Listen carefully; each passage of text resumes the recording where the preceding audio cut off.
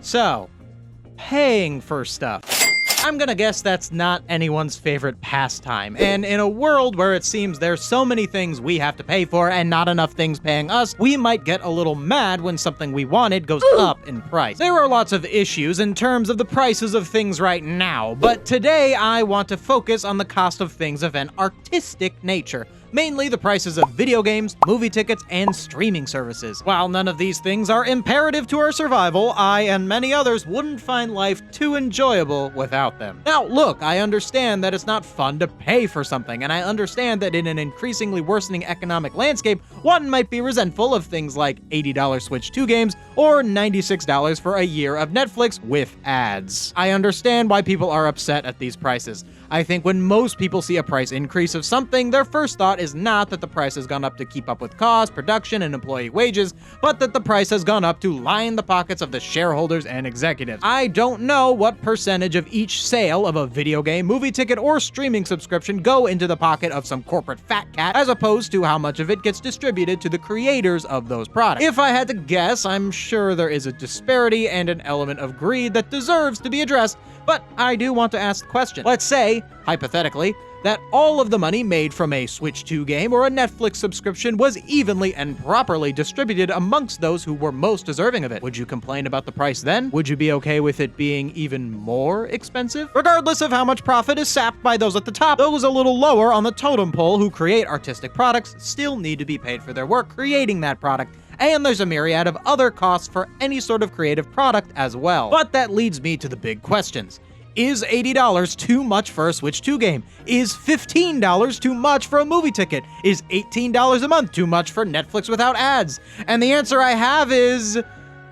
no. Maybe. Okay, I get why you're picking up your torches and pitchforks, but could you put them down for a few minutes and hear me out? Look, when you hear me say art should maybe be more expensive, your minds probably go to Nintendo or Disney or Netflix. Companies that are such juggernauts financially that the idea of giving them more money while you struggle to pay rent or buy eggs is insulting. I don't like giving them money either, but there might be more of a downstream effect to these prices that you aren't aware of. Because there is so much expectation on the arts to be cheap, lest consumers either not consume the media or sail the seven seas. The only people who can create art are those who are capable of bearing the financial risk associated with that. I bet you hate how Disney owns everything, right? This might be a contributing factor. So now let's take a look at some of the ways that we consume media, starting with streaming services. So streaming all but replaced this ancient concept called cable TV. Back then, you mostly didn't go out of your way to choose what show you would watch. Instead, different shows, or sometimes edited for TV movies, would pop up on different channels, and they always were interrupted by ads every so often. Something we may have forgotten about cable, or don't know about cable because we were kids when we had it, is that it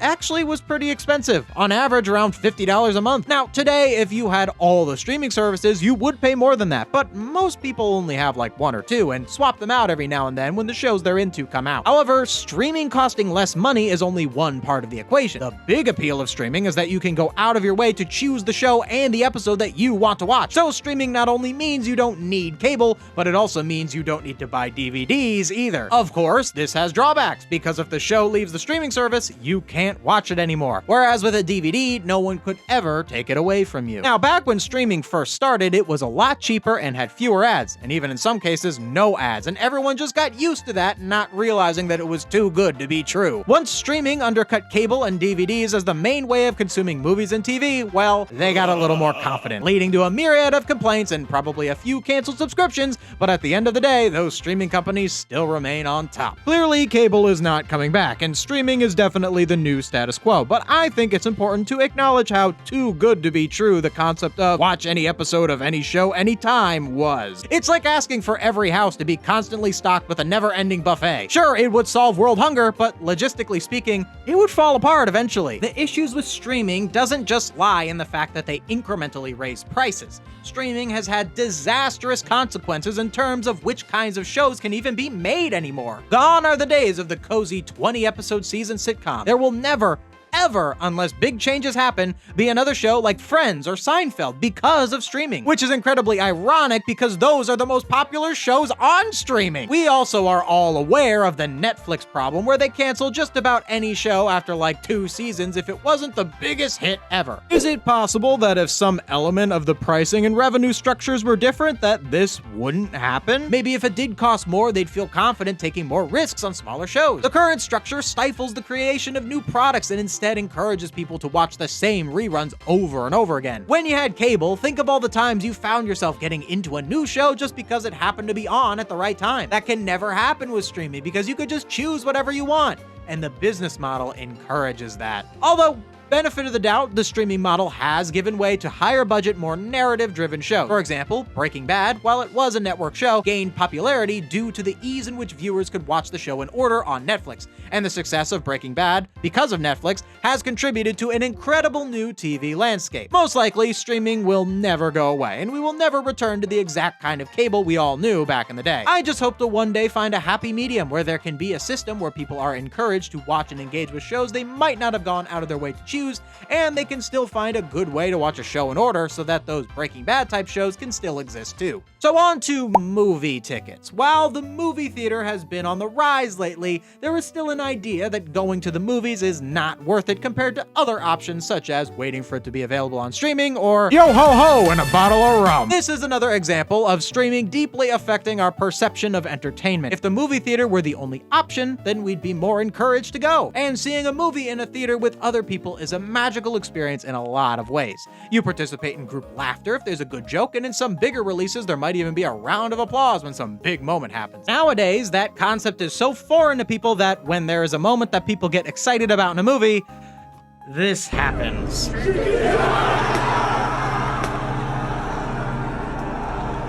The awful theater etiquette from those people aside, the more reasonable reactions I've heard described by Minecraft movie audience members, such as applauding when Jack Black says he's Steve, are the kinds of movie experiences that I think people are missing out on. And look, the Minecraft movie wasn't perfect by any means, you could see my video on it, but one major positive of the Minecraft movie is the idea that audiences are enjoying it in the theater itself. So when it comes to going to the movies, ticket prices are often a big deterrent for people, but the even bigger deterrent is the price of concessions. The popcorn and drink will set you back a bit, but you might as well take out a loan if you want to box a bunch of crunch. And like, yeah, you don't have to get the popcorn, but you want the popcorn. This brings us to the Nintendo Switch 2 and its $450 console and $80 games. Actually, $90 games if you want a physical copy. So the common consensus I see online about this is that the price of the console is reasonable, while the price of the games is not. I do have one criticism regarding Switch 2 pricing, and it's that Switch 2 tutorial Welcome to the Switch 2 game is $10. They probably should have just included that with the console like Wii Sports with the Wii. Free samples are good for business. Nintendo games have mostly been $60 for well over a decade now,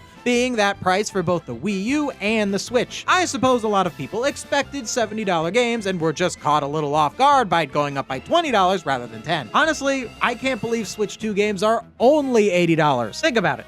Adjusted for inflation, games on the Nintendo 64 were more expensive, and you would only get a fraction of the amount of content that you would get from a Switch 2 game. I spent $60 on Mario Kart 8 Deluxe years ago, and I got more hours on it than I care to admit, and I'm sure this new Mario Kart is going to be similar. As far as the ratio of enjoyment to money spent, I would say that Switch 2 games are going to be one of my better investments. Higher priced Switch 2 games could also have a downstream effect that could help smaller games succeed. Sure, maybe the big new Mario Kart would still be able to properly pay its dev team if it were $60, but what about smaller games that would have to compete with that?